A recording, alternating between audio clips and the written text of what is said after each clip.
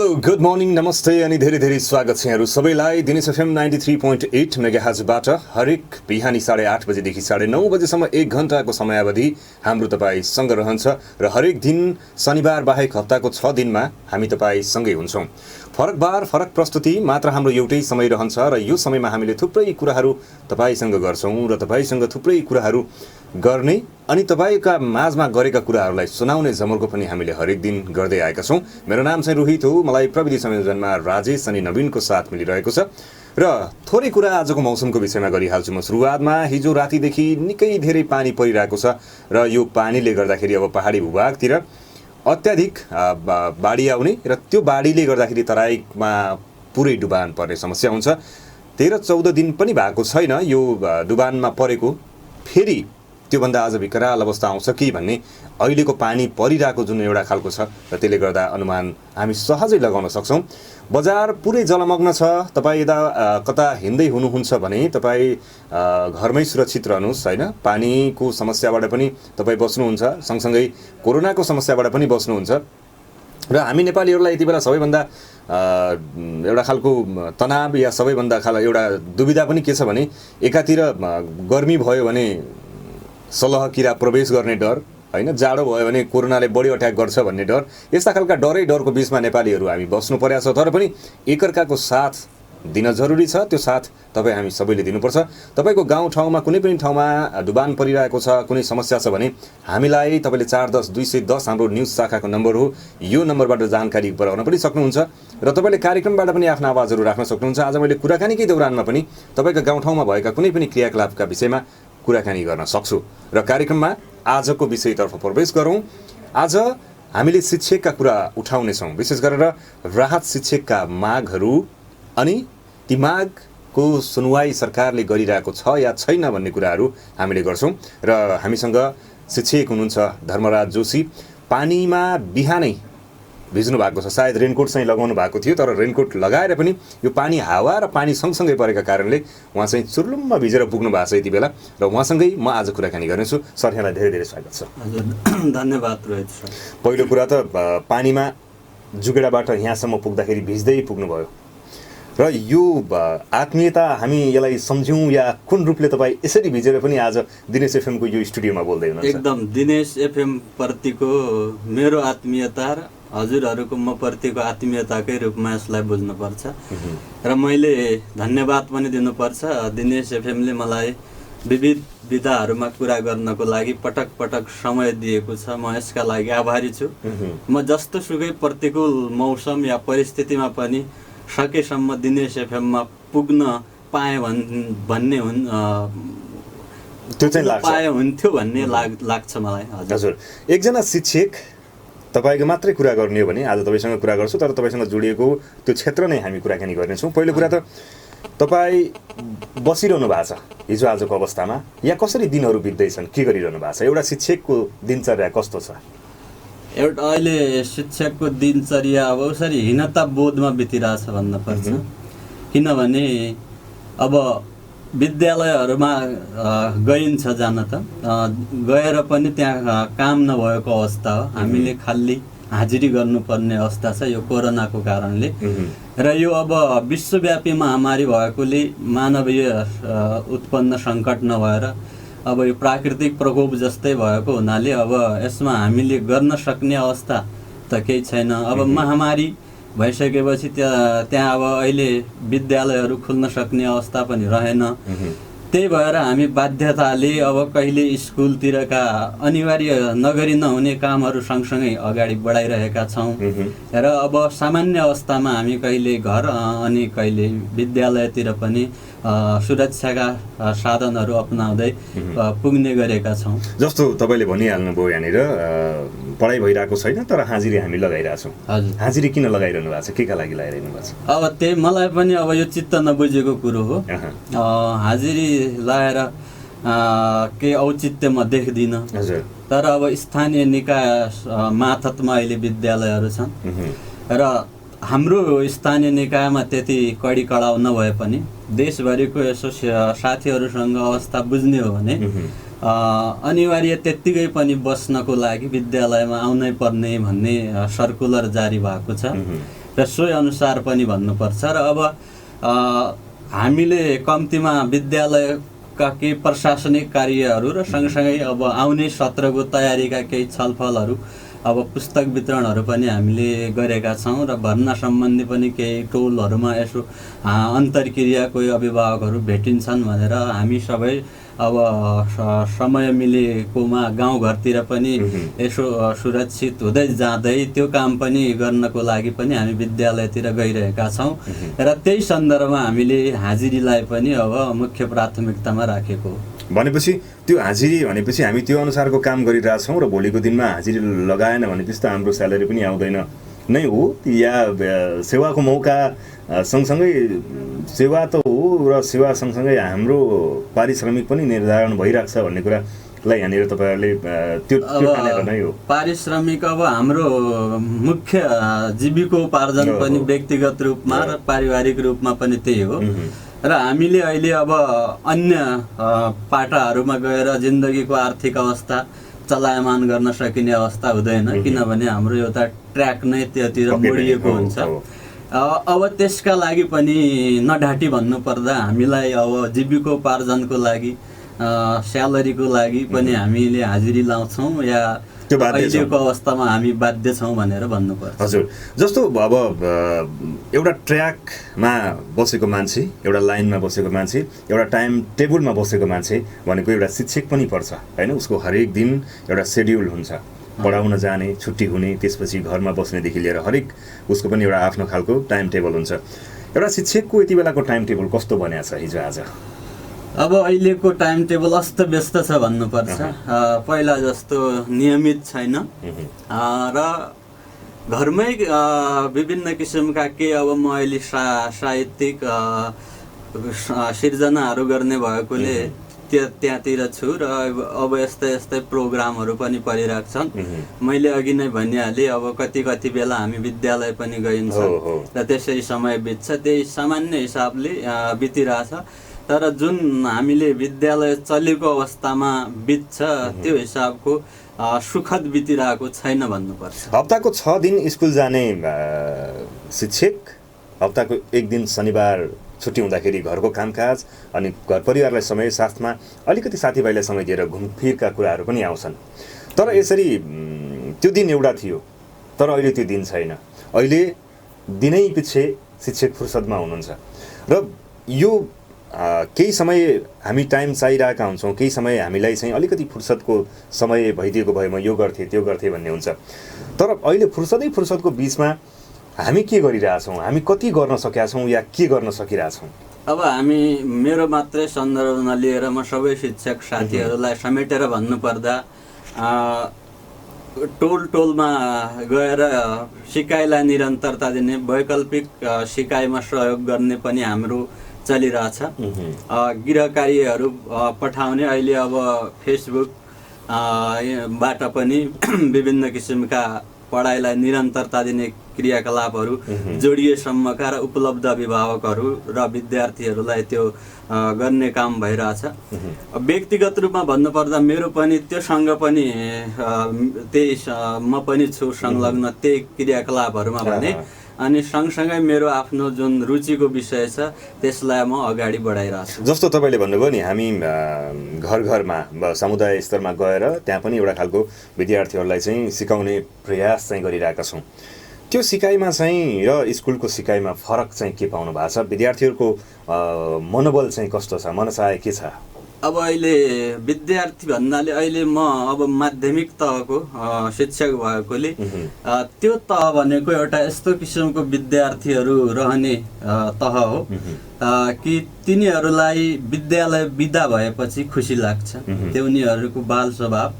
र अब कोही अलि विद्यालय चलिराखेको ठिक लाग्ने पनि हुन्छन्, कति प्रतिशत बालबालिकाहरू भने धेरै खेल्न चाहने बालबालिकाहरू प्रत्यक्ष शिक्षककै निगरानीमा मात्रै उनीहरूको सिकाइ अगाडि बढ्न सक्छ। त्यही हिसाबले हेर्दाखेरि उनीहरूको मनोबल दुई किसिमको छ अहिले। अब धेरै लामो यो बन्दाबन्दीले गर्दा अब त स्कुल जान पाए, पहिलेका क्रियाकलापहरू गर्न पाइने साथी सङ्गतिहरूसँग, र अब त्यही अब मानवीय स्वभाव सबै किसिमका क्रियाकलापहरू अलि घरको काममा पनि बढी अभ्यस्त गराउन खोज्ने अभिभावकहरू हामी सबै हुन्छौँ।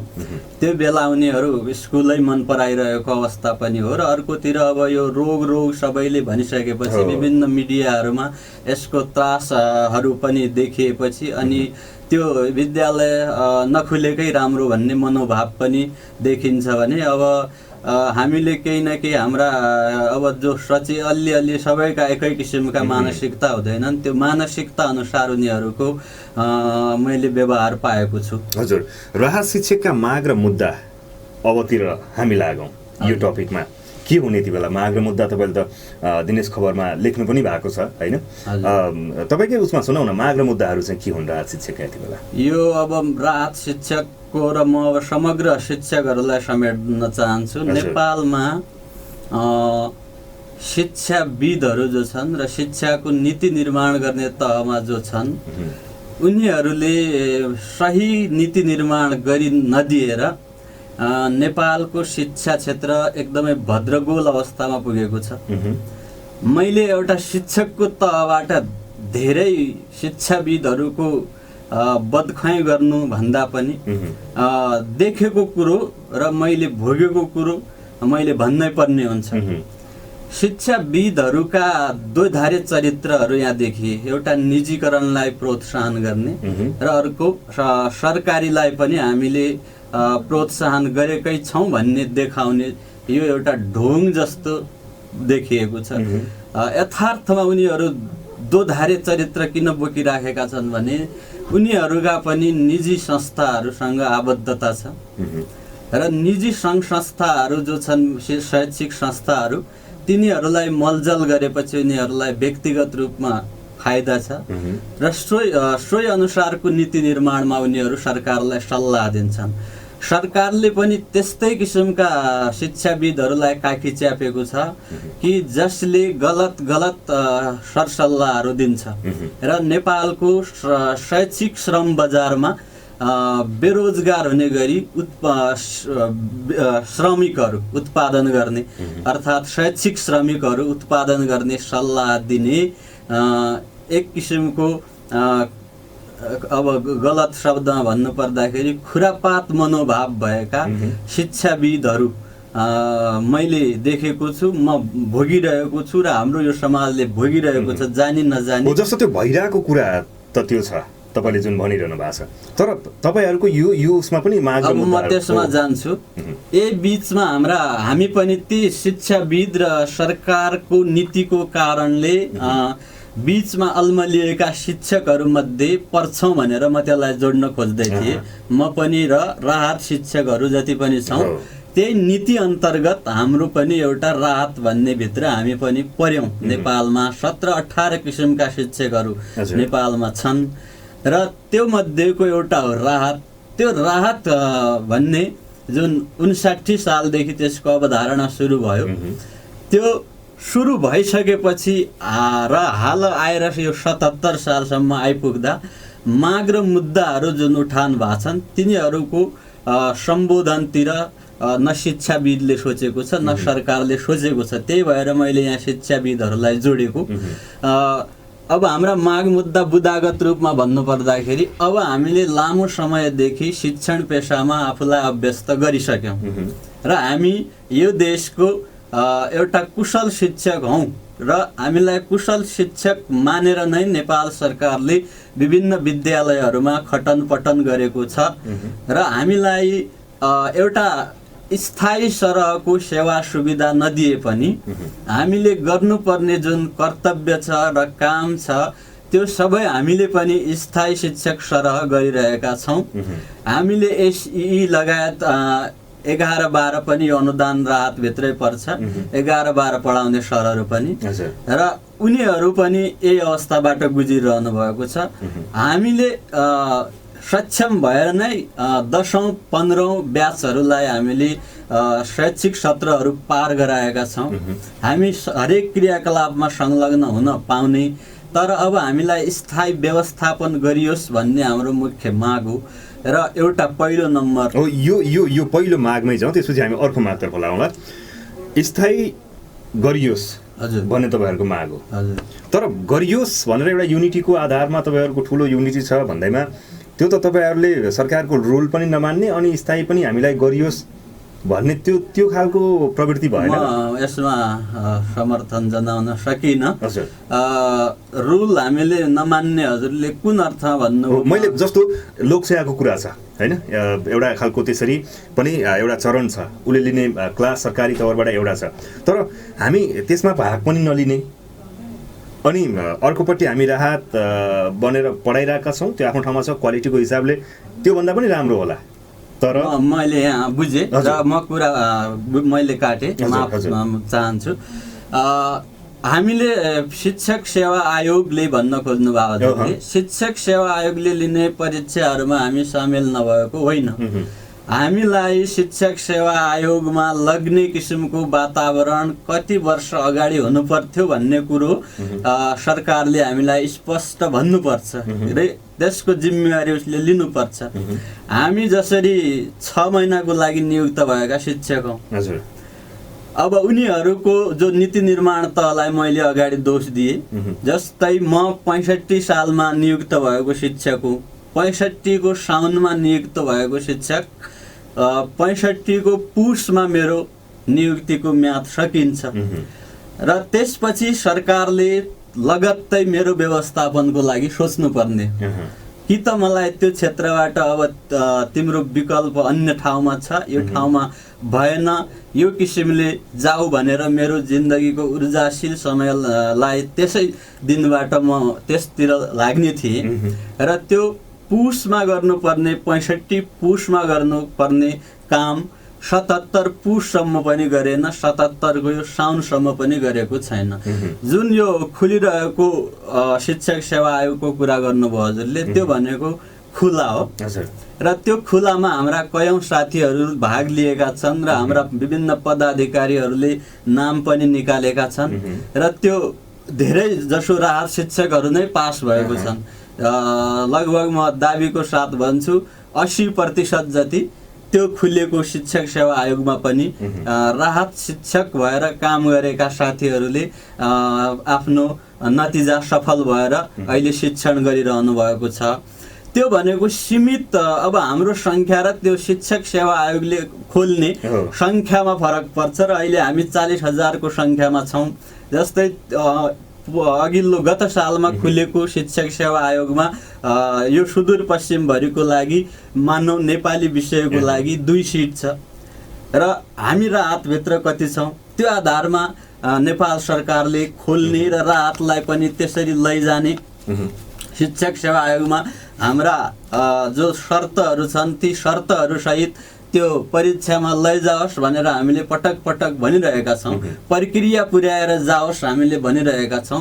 र अर्को कुरो, अब प्रक्रियाको कुरो आउँदाखेरि हामी 65 मा नियुक्त शिक्षकहरूको पाठ्यक्रम र अहिलेको पाठ्यक्रमसित प्रतिस्पर्धा गर्ने गरी उही ढङ्गले हामीले त्यति शिक्षण गरिसकेपछि हामीलाई उही ढङ्गले पुरानै ढङ्गले हामीलाई पनि लग्न खोजिएपछि हाम्रा विभिन्न व्यावहारिक समस्याहरू छन्, तिनलाई सरकारले समाधान गर्नुपर्छ र नजिरको आधारमा जानुपर्छ। नजिर भन्ने हो भने त मैले यहाँ कुरा राखेँ, जो कृष्ण प्रसाद भट्टराई प्रधानमन्त्री हुँदाखेरि कुनै किसिमको प्रक्रिया नपुर्याएर मन्त्री परिषदको निर्णयले स्वतः स्थायी गर्ने भन्ने निर्णय गरेको हो र अहिले उहाँहरूको शिक्षण सेवा जारी छ। हजुर, जस्तो सरकारले यहाँनिर निकाल्ने कोटाको विषयमा पनि तपाईँले आवाज निकाल्नुभयो। जस्तो कोटा चाहिँ एकदमै कम निकालिन्छ तर शिक्षकहरूको सङ्ख्या चाहिँ धेरै छ यहाँनिर। तर के साँच्चै त्यो नेपाल सरकारलाई हाम्रो शिक्षण संस्थाहरू कति छन् र त्यसमा आबद्ध कर्मचारीहरू कति छन्, शिक्षकहरू कति छन् र कुन हिसाबमा शिक्षकहरू राखिएको छ, विद्यार्थीको सङ्ख्या के छ, यो जिरो नलेज हो भन्न मिल्छ यहाँनिर? जिरो नलेज हो भनेर उनले देखाएको व्यवहारले जिरो नलेज हो भन्न मिल्छ, तर नलेज नभएको होइन। करिब 66,000 दरबन्दीहरू रिक्त छन्, ती विभिन्न तहमा गरेर अझै छन्, बढी छन् र उहाँहरूलाई के छ भने जति सक्दो श्रम शोषण गरेर फाइदा लिने भन्ने सरकारले सोचेको छ। अर्कोतिर नेपालको सामुदायिक शिक्षालाई धराशयी बनाउने, निजीकरणलाई प्रोत्साहित गर्ने सरकारको र शिक्षाविदहरूको त्यही छ, लक्ष्य छ, जुन त्यो नै मुख्य कारण हो। अहिले 7 लाख युवाहरूको लाइसेन्स लिएका युवाहरू बेरोजगार हुनुहुन्छ। 7 लाख युवाहरू बेरोजगार हुनुहुन्छ। 7 लाखलाई लाइसेन्स दिएको छ। नेपाल सरकारले 7 लाखलाई लाइसेन्स दिए अनुसार उसले 7 लाखलाई रोजगारी दिनुपर्ने पनि कर्तव्य। तर अहिले श्रम बजारमा उसले देखिरहेको छैन। श्रममा सामुदायिक विद्यालयमा उसले दरबन्दीहरूमा सरकारले दिएकै छैन। सबै गाउँलेहरूले निजी स्रोतमा विद्यालयहरू चलाइरहेका छन्। सरकार त्योबाट जिरो नलेज भएकै हिसाबमा अगाडि बढिरहन्छ र उसले त्यो 7 लाख लाइसेन्स दिनुभन्दा अगाडि सोच्नु पर्दैन कि भोलि मैले श्रम बजारमा निकालेको दक्ष जनशक्ति शिक्षकका लागि भनेर अरू बजारमा त धेरै छन्, अरू विधामा शिक्षणकै लागि भनेर उसले करिब 7 लाख पोहोर सालसम्मको मैले सुनेको डाटा 7 लाख नयाँ फ्रेस हामी भन्दा पनि पछिको नयाँ 7 लाख लाइसेन्स वितरण गर्छ र उसले देखाउँदैन यो कुन ठाउँमा गएर तपाईहरुलाई काम दिन्छु भन्ने बाटो देखाउँदैन भने उसले नेपालका युवाहरूलाई कति योग्यता बनायो तर त्यसलाई चाहिँ कहाँ सेटल गर्ने भन्ने कुरा चाहिँ यहाँनिर अन्यल भयो। हजुर हजुर। जस्तो सर अब अघि नियुक्तिको कुरा पनि हामीले सुन्यौं, तपाईले निकाल्नु भयो, तपाईले एउटा समयावधिको कुरा गर्नुभयो नियुक्तिको समयमा। हामीले सरकारी अनुसार मैले अघिदेखि त्यही कुरा जोडिरहेको छु, हामी त्यसमा पनि जान सकेका छैनौँ, या कोटाको कुराले रोक्यो या हामीलाई संख्यात्मक हिसाबले हामीले त्यहाँनिर छेकियौँ होइन, त्यो एउटा ठाउँमा छ। त्यता हामी प्रवेश गर्न सकेनौँ र सरकारले जुन रूपले शिक्षक सेवाबाट हुनुपर्ने कुरा हो त्योबाट हामी चाहिँ अगाडि बढ्न सकेनौँ विविध कारणले तपाईँको उसमा। तर त्यो नियुक्ति तपाईँको जुन टाइमिङ थियो नि त्यसपछि तपाईहरुलाई बीचमा केही पनि भनिएन, त्यो टाइमिङ पनि थपिएन या के भयो? टाइमिङ थपियो, टाइमिङ थपिएर नै अहिले हामी यहाँसम्म पुगेका छौँ। पटक पटक हामीलाई टाइमिङ थपिँदै गयो र त्यो अहिलेको म अब यहीँनिर जोड्छु। यो देशमा शिक्षा क्षेत्रमा र शिक्षक क्षेत्रमा लाग्ने व्यक्तिहरूलाई सबभन्दा ठुलो धोका भएको छ र एक हिसाबले भन्ने हो भने सरकारले शिक्षण पेशामा लाग्ने युवाहरूमाथि अपराध नै गरेको छ भनेर म भन्न सक्छु। त्यो पनि हाम्रो पिढीसम्म जो हुर्के बढे शिक्षा क्षेत्रमा लागौँ भनेर शिक्षक क्षेत्रमा 52 सालमा एउटा आयोग खुलेको हो, शिक्षक सेवा आयोग 2052 मा। त्यो आयोग खुलेपछि त्यसको नतिजा 2062 मा आयो। अब यहाँनिर कसको दोष?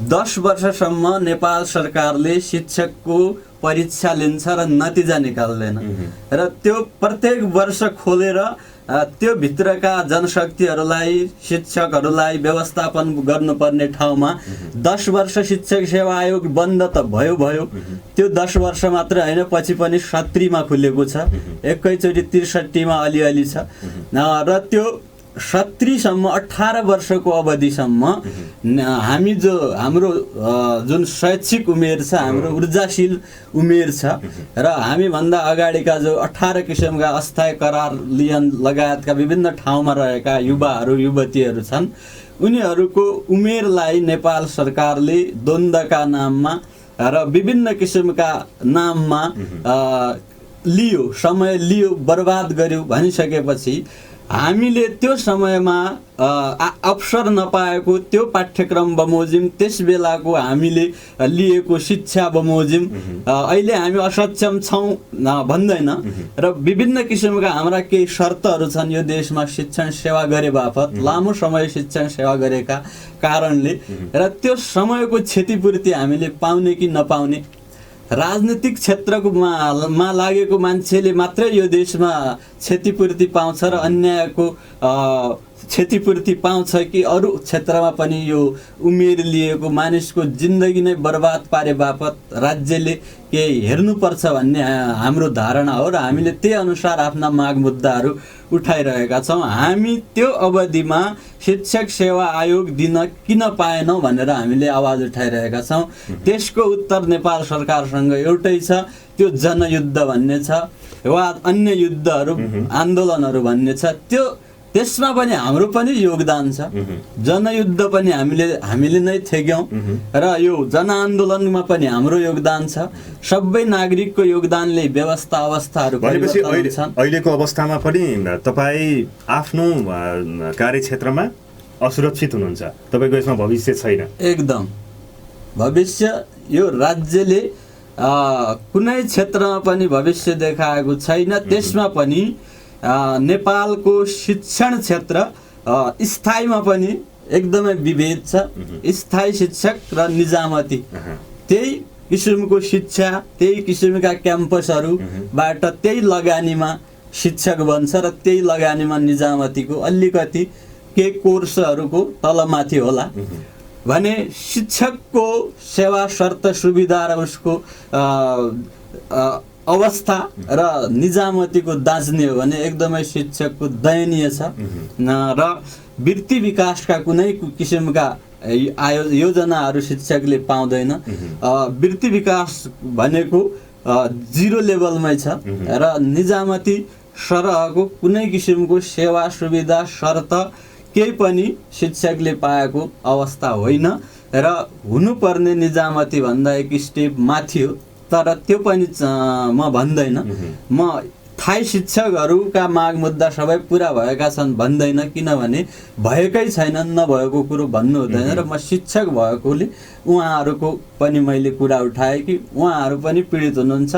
वर्षौँसम्म बढुवा सरुवाको लागि पनि विभिन्न किसिमका राजनीतिक प्रपञ्चहरू भए मात्रै अगाडि बढ्ने र एउटा प्रावि तृतीय शिक्षक अहिले सङ्घमा गएपछि सङ्घबाट अहिले शिक्षक पनि त समायोजन भएको हो उसरी भन्ने हो भने निजामतीले स्वतः एक तह बढुवा पायो भने शिक्षक उही तहमा छ। कति विभेद छ भन्ने कुरा हजुरहरूले गहिरो ढङ्गले हेर्नु हो भने यहीँनिर शिक्षकहरूमाथि चरम विभेद छ र राजनीति गरेको आरोप लाग्छ। म त्यसको खण्डन गर्छु।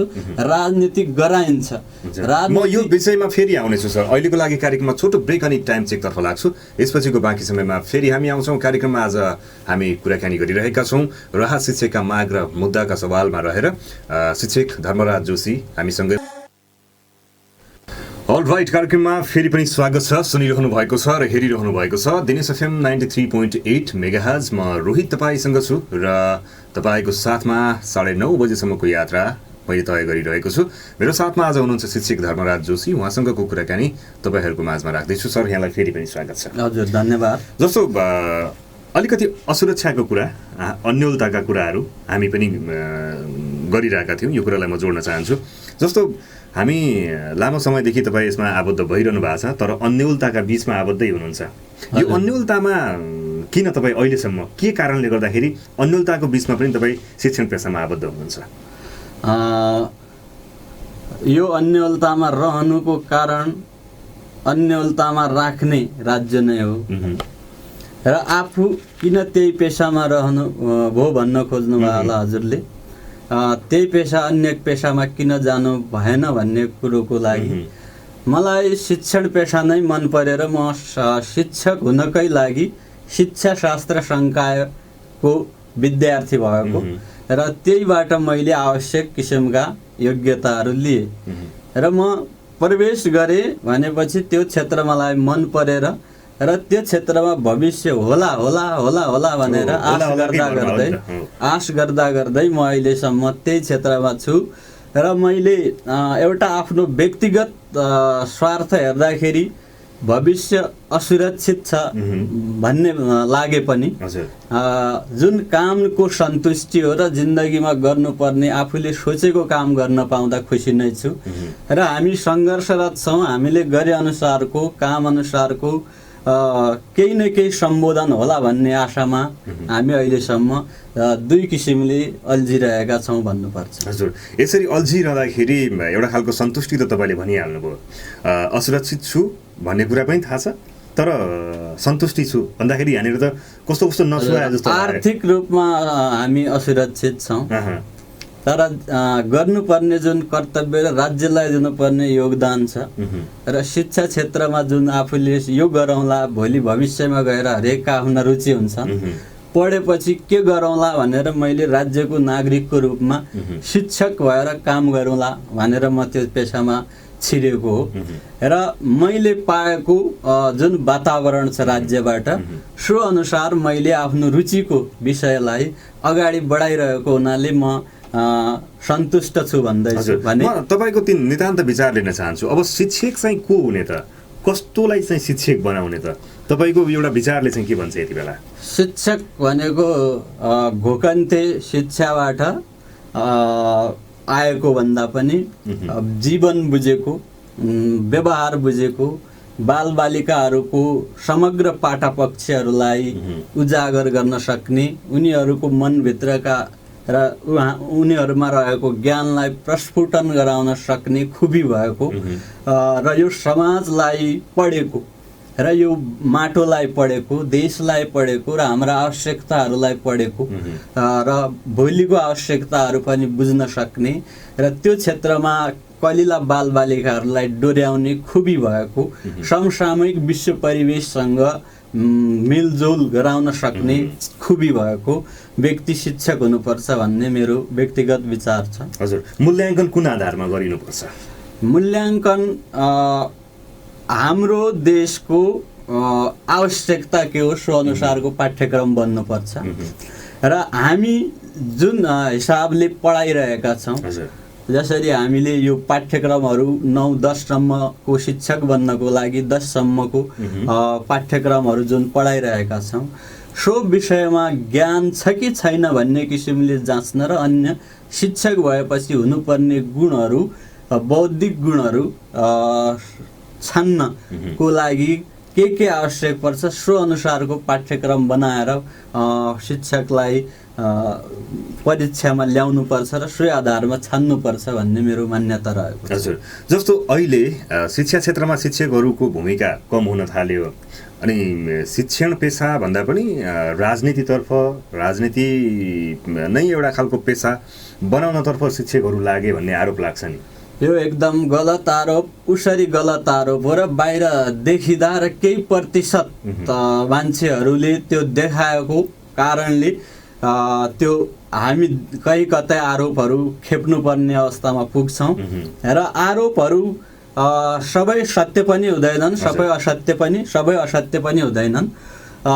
म पूर्ण रूपमा राजनीतिबाट शिक्षकहरू टाढा छन् भनेर भन्न सक्दैन र यो नेपालको कुनै पनि पेसा राजनीतिबाट टाढा छ भनेर भन्न सक्दैन र किनभने यो नेपालमा राजनीतिको गलत प्रयोग हुँदै आएको छ। हरेक पेसा र व्यवसायहरूलाई असुरक्षित बनाउँदै तिनीहरूमाथि खेल्ने र आफ्नो स्वार्थ पूर्ति गर्ने जुन राजनीतिको एउटा चरित्र छ, त्यो चरित्रले कहीँ न कहीँ शिक्षकले राजनीति गरेको नभएर गराइएको छ भनेर मैले बुझ्छु र त्यो भित्र पनि नगरी नहुने अवस्थामा र विद्यार्थीहरूलाई नै ढाँट्ने, छल्ने गरी र समाजलाई छल्ने गरी आफ्नो कर्तव्य बोधबाट टाढिने गरी राजनीति गर्छ भने कोही शिक्षक, त्यसलाई समाजले, मिडियाले, अभिभावकहरूले, तपाईँहरूले निगरानीमा राख्नुपर्छ र त्यस्ता शिक्षकहरूलाई यो राज्यले पनि निगरानीमा राखेर आफ्नो कर्तव्यच्युत भएर राजनीति गर्ने शिक्षक किन राखिराख्नुहुन्छ भन्ने मेरो सबै पक्षलाई प्रश्न छ।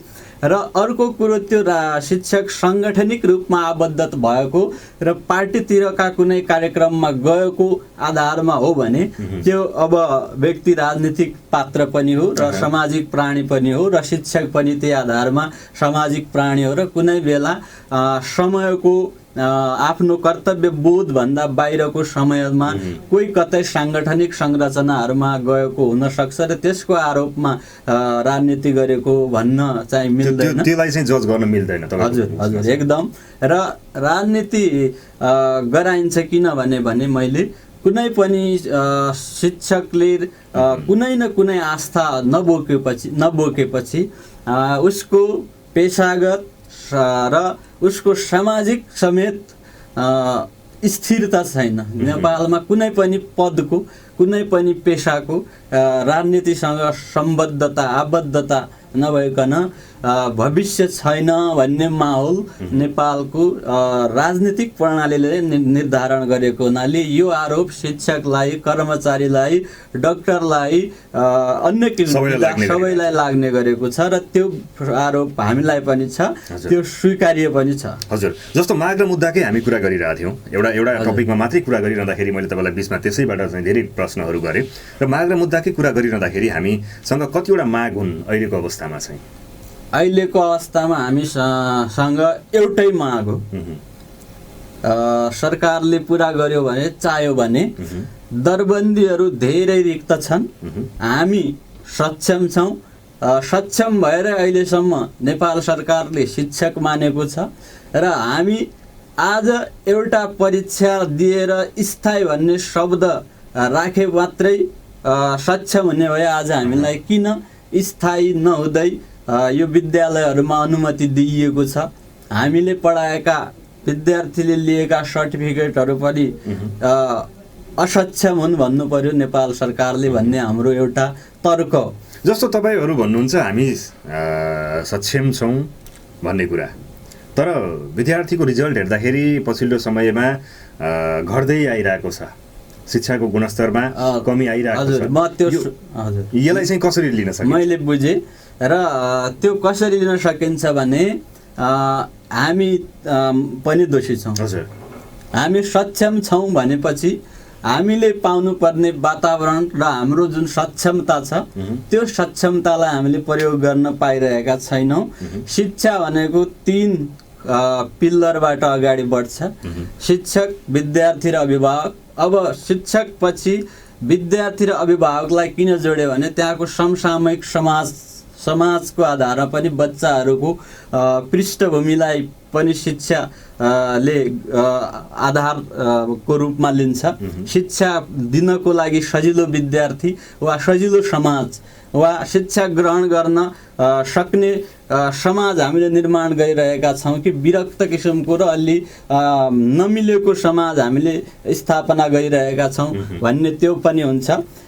नेपालको सरकारी सामुदायिक विद्यालयमा पढाइने विद्यार्थीहरू चारैतिरबाट विभिन्न किसिमका अभावहरूले थिचिएर विद्यालयमा पुग्छन्। तिनीहरूलाई विभिन्न चारैतिरबाट थिचिएका तिनीहरूको हरेक कुराहरू मिलाउँदा यो अहिलेको जज गर्ने परीक्षा प्रणालीमा पुर्याउँदासम्म अरू सिकाइहरूले धेरै लिए पनि विभिन्न व्यावहारिक ज्ञानहरू र आवश्यक जिन्दगीका ज्ञानहरू लिए पनि परीक्षा प्रणालीमा अलिकति कमी आउँछ र परीक्षाको परिणाम अलिक कम आउँछ। त्यो भनेको त्यहाँको हामी चारै जो 3 पिल्लर छौँ तिनीहरूको संयोजन भइरहेको छैन। परिणामकै कुरा मात्रै गरेर यहाँनिर गुणस्तर खस्कियो भने होला त? गुणस्तर खस्कियो भनेर अहिले त शैक्षिक बेरोजगार हरेक दिन बढिरहेछ, परिणामकै कुरा लिएर भनेको। र अर्को शैक्षिक बेरोजगार बढ्नुको कारण भनेको शिक्षक होइनन् र शैक्षिक बेरोजगार बढ्नुको कारण भनेको दायराहरू एकदम खुम्चिएको अवस्थामा छ नेपालमा। यो रोजगारीका दायराहरू कि शिक्षक कि निजामती मा पढेर जागिर खाने भन्ने छ। 2 पाटा मात्र छन्, एउटा वित्तीय संस्था, 3 भनौँ र के अन्य होलान्। 4-5 क्षेत्र मात्रमा सबै जनसङ्ख्या बढी छ र जो शिक्षित समुदाय बढी छ, योग्य जनशक्ति बढी छ। दायराहरू सरकारले बढाउन सकेको छैन। रोजगारीका दायराहरू कम भएर यो रोजगारी नभएको बजारमा देखिएको।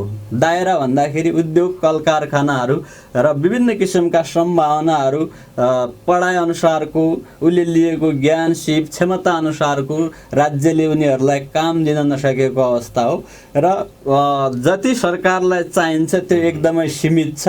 श्रम बजारमा एकदमै धेरै सङ्ख्यामा बेरोजगार युवाहरू छ, त्यही भएर यहाँ बेरोजगार छ। यसको पाटो चाहिँ जस्तो हाम्रो पाठ्यक्रमकै दोष हो। हजुर हजुर, एकदम शिक्षित छ, बेरोजगार छ। हाम्रो शिक्षा व्यावहारिक छैन र सैद्धान्तिक मात्र छ। सैद्धान्तिक ज्ञानमा उसले गर्नुपर्ने जो कामहरू गफगाफमा, राजनीतिमा, यस क्षेत्रहरूमा, सामाजिक क्षेत्रहरूमा विभिन्न किसिमका कार्यहरू जो सैद्धान्तिक रूपले गर्नुपर्नेमा हाम्रो विद्यार्थीहरू र हाम्रो शैक्षिक जनशक्ति निपुण छ। त्यही भएर नेपालमा अहिले राजनीतिक क्षेत्रमा मान्छेहरू बढी देखिनुको पनि एउटा परिणाम त्यो हो भन्ने मैले बुझेको छु। सामुदायिक विद्यालय क्याम्पसहरूमा गइसकेपछि अर्को पेसाभन्दा पनि अरू सोचहरूभन्दा पनि राजनीतिक क्षेत्रमा बढी लगाव रहेको पाइन्छ। यसको पनि एउटा कारण यो सैद्धान्तिक शिक्षा कोही कारण शैक्षिक बेरोजगारीको मुख्य कारण सैद्धान्तिक शिक्षा हो र व्यावहारिक शिक्षाको लागि शिक्षकले मात्रै सोचेर पुग्दैन। यसका लागि राज्यले आवश्यक पर्ने सम्पूर्ण संरचनाहरू तयार गर्नु। अहिलेको अवस्थामा अब यसरी हामी एउटा क्लासरुमभित्र पढिरहेका छौँ, एउटा विद्यालय भवनभित्र पढिरहेका छौँ, तर पनि अवस्था यस्तो छ, हरेक दिन शिक्षाको गुणस्तर खस्किँदो छ भन्नुभयो। अब यो हामीले भनि पनि रहेछौँ, सुनि पनि रहेछौँ, तर त्यो रिजल्टको आधारमा मापन हुन्छ भन्ने मात्रै फरक कुरा हो। र अर्को कुरा रह्यो यहाँनिर अब खुल्ला विश्वविद्यालयको अवधारणा पनि आउनुपर्छ या हुन्छ भन्ने कुरा हो। यो त खुल्ला विश्वविद्यालयको लागि एकदमै राम्रो मौका हो नि त यो त, तर किन अहिले विद्यार्थीहरू यसमा सामेल हुन सकेनन्? के कारणले गर्दाखेरि खुल्ला विश्वविद्यालयको अवधारणा जुन हिसाबले भनिया छ, जुन हिसाबले ल्याइया छ, तर त्यो त्यति धेरै यहाँनिर चाहिँ बनेको छैन, सबै यसमा अन्योलतामा छ। हजुरले अहिले भन्न खोज्नु भएको वैकल्पिक शिक्षा भन्न खोज्नु भएको होला, जुन कोभिडको कारणले खुला विश्वविद्यालयको अवधारणालाई जुन हिसाबले ल्याइएको थियो, कोभिड आयो, त्यसपछि त्यसलाई त त्यहाँनिर चाहिँ हामीले जोड्न सकेनौँ नि त वैकल्पिक शिक्षालाई त। हजुर हजुर, त्यो अब खुला विश्वविद्यालय पहिला पनि थियो र त्यो खुला विश्वविद्यालयलाई एक तहले ग्रहण गर्न सक्ने एउटा उमेर हुन्छ र त्यसका लागि आवश्यक प्रविधिको पनि सबैसित पहुँच हुनुपर्ने हुन्छ। नेपालमा अब भौगोलिक विकटता र राज्य संयन्त्रले सबै ठाउँमा प्रविधि पुर्याइसकेको अवस्था होइन, एउटा त्यो छ। र अर्को मैले भने अघि नै समाज पनि एउटा शिक्षा ग्रहण गराउनको लागि चारैतिरबाट नथिचिएको, बेरोजगारी अभावबाट नथिचिएको, अन्य शिक्षण सिकाइ क्रियाकलाप भन्दा पनि आफ्नो रोजीरोटीमा आफ्ना बच्चा र आफू संलग्न गराउन पर्ने बाध्यता भएको समाज छ। त्यो समाजले आफ्नो छोराछोरीहरूलाई शिक्षा दिन कुन प्रणाली अहिले राज्यले अवलम्बन गरिरहेको छ, मेरो बच्चाले कुन प्रणाली अहिले अवलम्बन गर्नुपर्छ भन्ने किसिमको सबै क्षेत्रमा अभिभावकहरूलाई सबैलाई यो ज्ञान भएन। एउटा कुरो त्यो हामीले त्यसो गर्न सकेनौँ, प्रविधिहरू पनि पुर्याउन सकेनौँ र यस सम्बन्धी व्यापक सूचित गराउन पनि सकेनौँ र उनीहरूको पहुँचभित्र पुर्याउन नसकेको अवस्थाले पनि एउटा हो। र अर्को पहुँचमा पुगेको भएर पनि नलिने अवस्था किन देखिएको छ भने मैले भनिहालेँ, अभिभावक त्यो क्षेत्रको अभिभावक पनि बच्चाहरूले यो शिक्षा लिइरहेको छ वा छैन भनेर निगरानी गरिरहेको छ कि छैन भन्ने अध्ययनको विषय बनेको छ। बच्चाहरू र अहिलेको पढाइ गर्ने जुन उमेर हुन्छ त्यसले सधैँ के भन्छ भने पढाइलाई अलि बोझको रूपमा लिन्छ, कम प्रतिशतले मात्र पढाइलाई आफ्नो रुचिको रूपमा लिन्छ। त्यही भएर यी वैकल्पिक शिक्षाहरू शिक्षकको प्रत्यक्ष निगरानीमा नहुने भएकोले उनीहरूले गरे पनि हुन्छ नगरे पनि हुन्छ भन्ने मनोभाव बोकिसकेका हुन्छन्। त्यसलाई निर्देशित गर्ने कि अभिभावक वा कि पहिलो चरण भएको हुनाले नेपालमा पछि अभ्यस्त भइसकेपछि यो समस्या हट्दै जाला।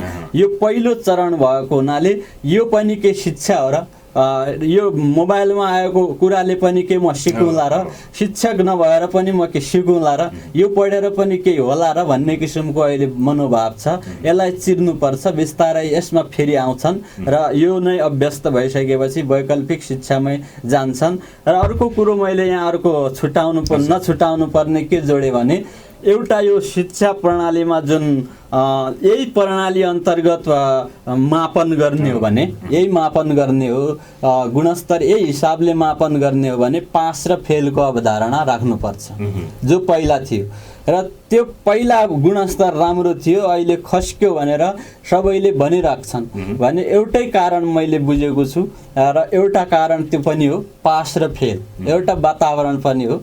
र विद्यार्थीहरूको अहिले जुन पाएको वातावरण छ त्यो वातावरण पनि हो। पढ्ने बानीको विकास एकदम कम हुँदै गएको छ, प्रविधिहरूमा बढी जोड दिइराखेका छन् विद्यार्थीहरूले। जस्तो अब यहाँनिर अब हामी कुरामा जोडिरहँदाखेरि अलिकति हामी बृहतमा गयौँ। हामी जस्तो राहत शिक्षककै कुरा गरिरहँदाखेरि तपाईँहरूका माग र मुद्दाका लागि तपाईँहरू लडिरहने होइन, अनि आवाजहरू अगाडि बढाइरहने, सरकारले तपाईँहरूका कुरा सुनिन दिने, यसको प्रत्यक्ष असर त विद्यार्थीलाई नै पर्ने हो नि। यतापट्टि कसरी ध्यान दिनुहुन्छ? हामीले अहिलेसम्म विद्यार्थीलाई असर पर्ने गरी आफ्ना क्रियाकलापहरू गरेका छैनौँ।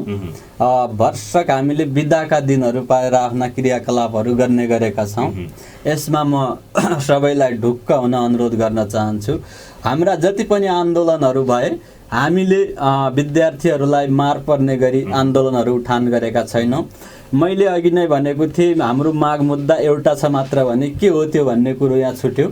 त्यो भनेको हामीलाई प्रक्रिया पुर्याएर दरबन्दीमा लग्ने अहिले र दरबन्दीमा लगेर दरबन्दी सिर्जना गरिसकेपछि नेपाल सरकारलाई, यो समाजलाई, राज्यलाई आवश्यकता भएको शिक्षक र कुशल शिक्षक जो अहिलेसम्म कुशल भनेर समाजले ग्रहण गरेको छ, विद्यार्थीले ग्रहण गरेको छ, अभिभावकले ग्रहण गरेको छ, राज्यले ग्रहण गरेको छ, त्यो शिक्षकलाई बिना शर्त स्थायी व्यवस्थापन गरियोस्। हाम्रो धेरै उमेरको लगानी यसमा छ, हाम्रो बौद्धिक लगानी यो क्षेत्रमा छ र हाम्रो जुन हामी पनि यो देशको रोजगारीको हक भएको नागरिक हो र हामीलाई रोजगारी भोलि पनि यो राज्यले दिनै पर्छ। कुनै क्षेत्रमा हामीलाई रोजगारी वा जीविकोपार्जनका बाटाहरू राज्यले दिनै पर्छ भने हामी यो क्षेत्रमा सक्षम हुँदाहुँदै हामीलाई बेरोजगार बनाउने गरी कुनै किसिमका नीति निर्णयहरू नगरोस् भन्ने हाम्रो एउटा माग हो। नगरोस् भन्ने तपाईँहरूको माग हो, तर किन गरिएको छ अहिलेसम्म, किन हेरिएन तपाईँको मुद्दा? यो मुद्दा नहेर्नुमा अब हामी पनि अचम्मित छौँ। पटक पटक नेपाल सरकार अनि शिक्षक महासङ्घ र हामी शिक्षकहरूले पनि केही मुद्दाहरू पुर्याउनको लागि भनेर शिक्षक महासङ्घकै अगुवाईमा विभिन्न आन्दोलनहरू उठान गऱ्यौँ र ती आन्दोलनहरूमा बकाइदा नेपाल सरकारको सचिवज्यूको रोहबरमा विभिन्न सम्झौताहरू भए, विभिन्न सम्झौताहरू पटक पटक सम्झौताहरू भए, व्यवस्थापनका कुराहरू एकदम लिखित रूपमा सम्झौताहरू भए र ती सम्झौताहरू हालसम्म कार्यान्वयन भएका छैनन्। राज्यले नै स्वीकारेका मागहरू र चाहेको हुनुपर्ने, राज्यले नै यो ठिक छ भनेर आफैले लिखित गरेका मागहरू पनि सम्बोधन नहुनुमा अब मैले कसरी उत्तर दिने भन्ने कुरो यहाँ आउन सक्छ। यो राज्यले किन राज्यले जुन हिसाबले एउटा निश्चित मापदण्ड तयार गर्छ तपाईँहरूलाई स्थायी बनाउनुको निमित्त, र त्यो तपाईँहरू गर्न तयार हुनुहुन्छ? यो मापदण्ड भरसक त हाम्रो पहिलो माग भनेकै त्यही हो। हामीलाई यो देशमा दरबन्दी पनि आवश्यक छ। 40,000 शिक्षक छन्, 40,000 मात्र होइन, यहाँ हजारौँ त्यसपछिका धेरै हजारौँ दरबन्दीहरू खाली छन्। नेपाल सरकारले यदि शिक्षालाई व्यवस्थित गर्ने हो र सामुदायिक शिक्षालाई आफ्नो पहुँचभित्रै राख्ने हो, आफै चलाउने हो भने उसलाई शिक्षक आवश्यक छन् र यो सङ्ख्या भनेको धेरै होइन र यो सङ्ख्यामा काम गर्ने शिक्षक भनेका बोझ पनि होइनन् र यो राज्यकै नागरिक हुन् र उनीहरू असक्षम भएर अहिलेसम्म विद्यालयमा उनीहरूलाई खटाइएको अवस्था पनि होइन र सकिन्छ राज्यले एकदम उदार भएर आउँछ भने र पहिलेका नजिरहरूलाई हेरियो भने र योभन्दा अगाडिका नजिरहरूलाई हेरियो भने हाम्रा विभिन्न प्रक्रियाहरू अन्य पुर्याएर पनि त्यो अवस्थामा हाम्रो योगदानलाई कदर गरेर स्वतः स्थायी व्यवस्थापन होस् भन्ने नै हाम्रो माग हो। हजुर, समय दिनुभयो सर, यहाँलाई धेरै धेरै धन्यवाद छ। हजुर, धन्यवाद। हस्, कार्यक्रमको निर्धारित समय सकियो। म दिनेश एफएमलाई अनि हजुरलाई यो मौका दिनुभयो। एकदमै हाम्रो जल्दो बल्दो समस्याको रूपमा रहेको राहत शिक्षकको माग मुद्दा सम्बन्धी जुन कुरा राख्ने अवसर दिनुभयो, हजुरलाई विशेष धन्यवाद दिन चाहन्छु र दिनेश एफएम प्राविधिक मित्र लगायत सम्पूर्ण श्रोता मित्र र मेरा सम्पूर्ण अग्रजहरूमा पनि यो नमन गर्दै म बिदा हुन्छु। धन्यवाद। कार्यक्रमको निर्धारित समय सकियो। सुनेर साथ दिनुहुने अनि हेरेर साथ दिनुहुने सबैलाई धेरै धेरै धन्यवाद दिँदै आजका लागि कार्यक्रमबाट म पनि बिदा हुन्छु र जाँदा जाँदै तपाईँलाई भनिहाल्छु कि पानी परिरहेको छ, आफ्नो ख्याल गर्नुहोस्, आफ्नो परिवारको ख्याल गर्नुहोस् र सूचनाहरू बढीभन्दा बढी मात्रामा लिनुहोस्। तपाईँ बाढी पहिरोको जोखिम क्षेत्रमा हुनुहुन्छ भने पनि, तपाईँ कुनै पनि क्षेत्रमा हुनुहुन्छ, विशेष गरेर आफ्नो बालबालिका, वृद्ध आमा बुवा र उहाँहरू र आफ्नो समुदायमा रहेका व्यक्तिहरू जसलाई साँच्चै तपाईँको खाँचो छ, ती व्यक्तिहरूलाई पहिलो प्राथमिकतामा राखौँ, एकअर्कालाई सहयोग गरौँ र हामी सबै अगाडि बढौँ। यही भन्दै कार्यक्रमबाट आजका लागि बिदा हुन्छु। हस्त, नमस्ते।